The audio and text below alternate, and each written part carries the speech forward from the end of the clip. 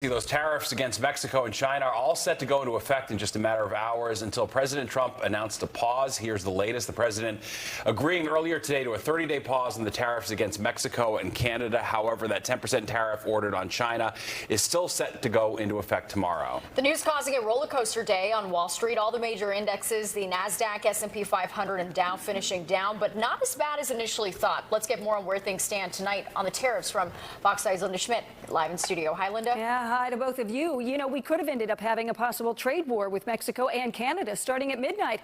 But last-minute phone calls today with President Trump ended with Trump getting exactly what he wanted: more border security to stem the flow of fentanyl and illegal migrants. We're not treated well by Canada, and we have to be treated well. So just hours before President Trump's threatened 25% tariff on Canadian goods was set to go into effect, Canada agreed to Trump's demands.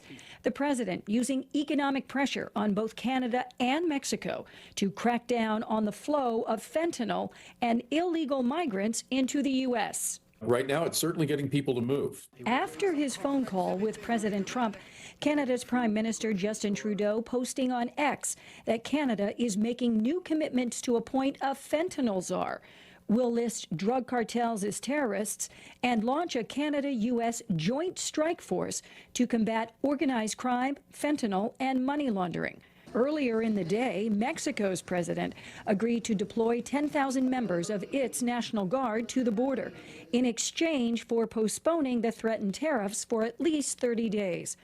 Political analyst David Birdsell says Trump's strategy is getting results. It appears to be working, and Mexico is getting something out of it too. One of the components of this agreement is the president's agreement to try to use U.S. law enforcement to stop the flow of weapons into Mexico from the United States, which is one of the major ways that the cartels get their semi-automatic and automatic weapons. During the 30-day pause, the Trump administration will be working to negotiate better trade deals with Mexico and Canada. Now, if the tariffs eventually go into effect, economic experts say Americans will bear the brunt by paying higher prices for items like food, electronics, car parts, and lumber. I do think that we have to brace for the worst because these measures essentially have been put into motion, and they are very detrimental to consumers.